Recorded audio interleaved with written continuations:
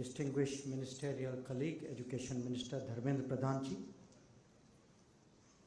Lieutenant Governor Jammu and Kashmir Manoj Sinha ji, Minister of State for Science and Technology, Earth Sciences, PMO, Dr. Jitendra Singh ji, President ICCR, Dr. Vinay Sahasrabudhe ji, Commissioner Shri Dalu ji, Vice Chancellor Professor Ganai ji, Excellencies, distinguished academics, senior people from the university, from the state, dear friends.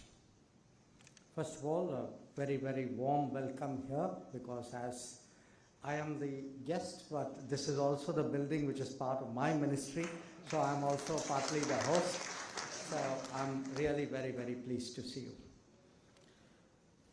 I must follow Dharmendra Pradhan ji really in complimenting Scores Kashmir for this initiative. Because in the 4 years that I have been Minister of External Affairs, and the 3 years before that when I was Foreign Secretary, I've never had any university of any kind approach us saying, what do we do to get more foreign students here? So I not only appreciate this initiative, but I actually, like Dharmendra Pradhan ji said, I think this is an example for other universities. I hope others will follow suit. And if they do, I want to also assure them today that we will be as responsive as we are to all of you. Now, you all know that 4 years ago, a very big process of change started in Jammu and Kashmir.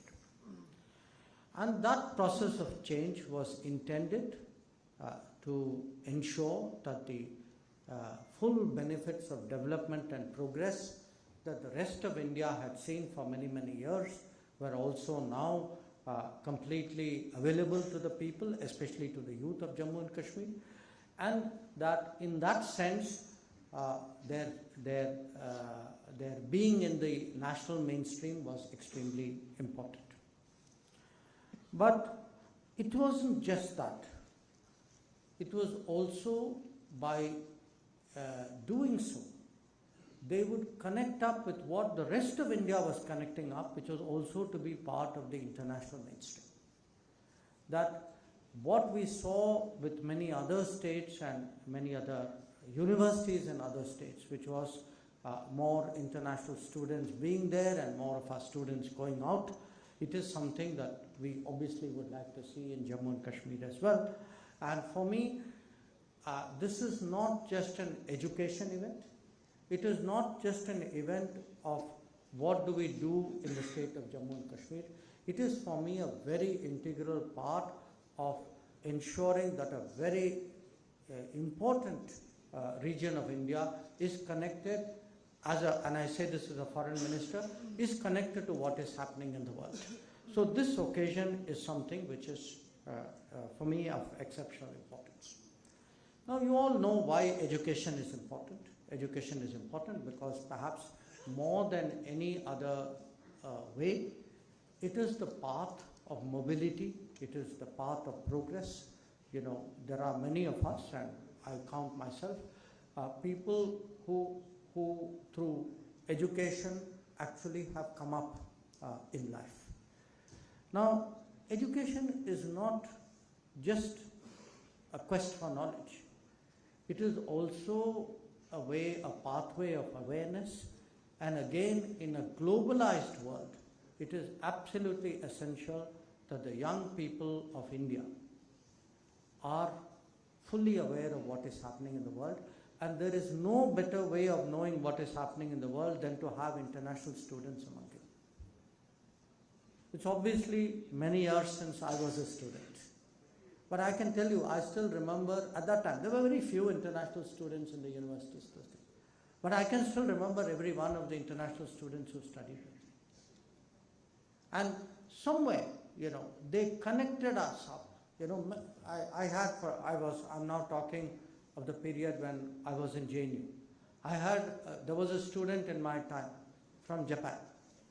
Many, many years later, I went to Japan.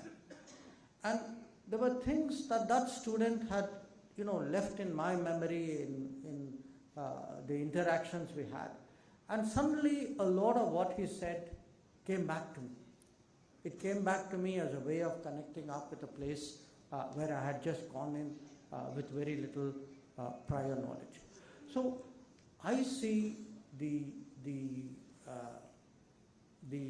purpose of getting more international students in our educational institutions as something hugely important, and I want to say again in this forum with the Education Minister present that we see this as a partnership between the Education Ministry and the Ministry of External Affairs, and it's our shared responsibility to ensure that this aspect of the new education policy succeeds fully. Now, where are we today? I would say, roughly speaking, for the last few years, we've had about, give or take, 25,000 international students in India. That's a very small number. It's a small number that does not do justice to our institutions, and it doesn't do justice to the world. We have today the ability to scale this up. We actually have an obligation to scale it up. And I say this because when I look at what we are doing with the world in other fields, India today has projects done or under delivery in 78 countries of the world. In 78 countries of the world, just think it's almost more than maybe 40% of the countries of the world.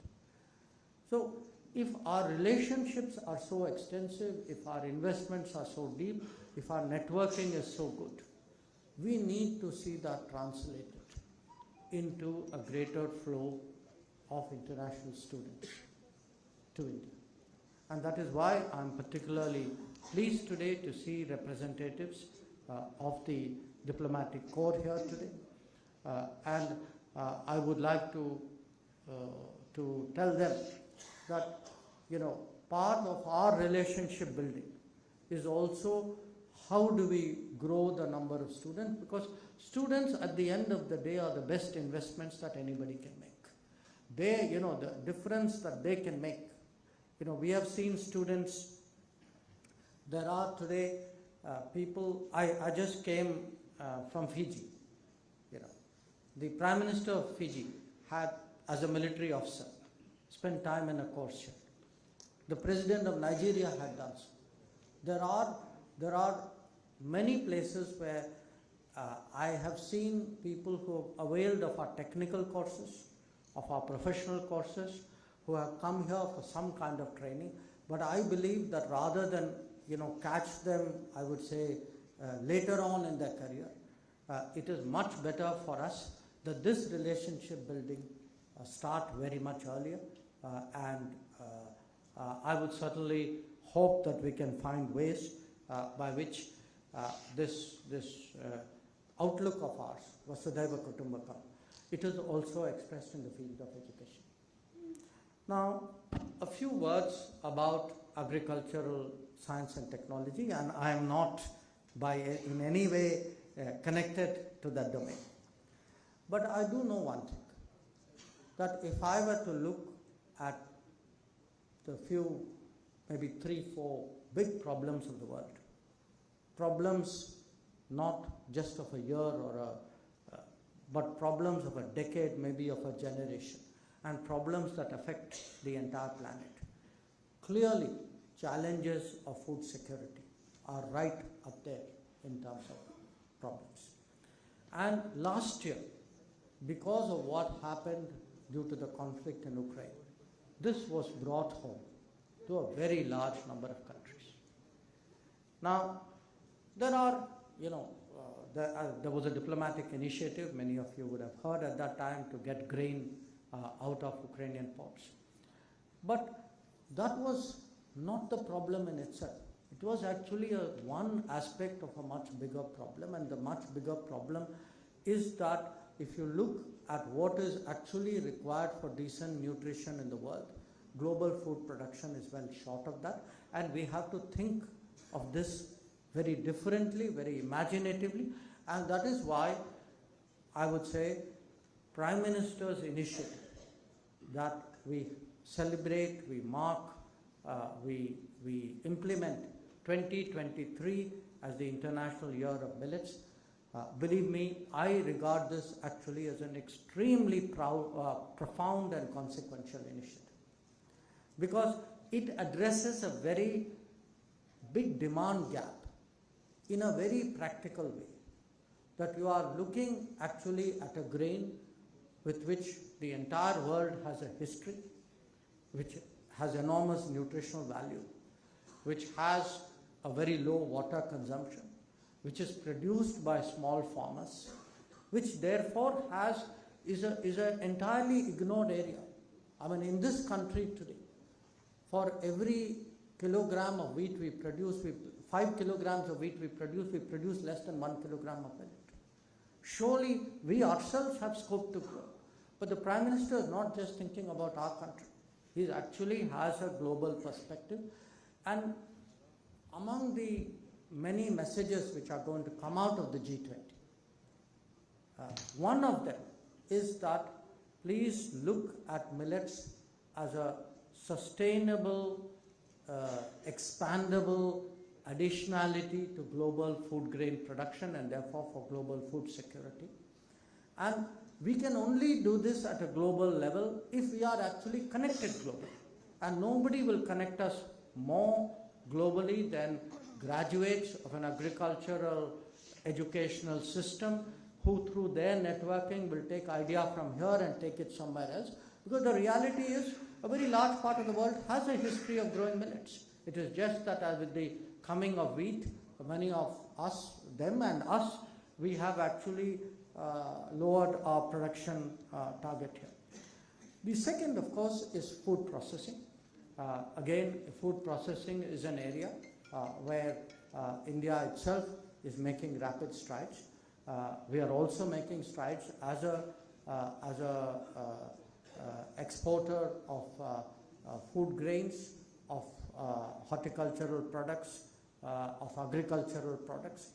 So when we talk about the world being a family, when we talk about getting along, a global community, finally, to me, it's the practical side of it which matters. Today's function for me has two facets to that practicality. It is one facet is the educational vehicle which will build international cooperation. And the other facet is the agricultural science and technology, because it addresses a very, very important global need in a very, very effective way. So this brings both of them together, and it not only brings both of them together, it brings both of them together in a way in which it highlights a capability of an institution in Jammu and Kashmir. So I end once again by really today expressing my very deep appreciation that we have the opportunity of hosting you in this function at your initiative, and I hope to see many, many more of them in the coming days. Thank you.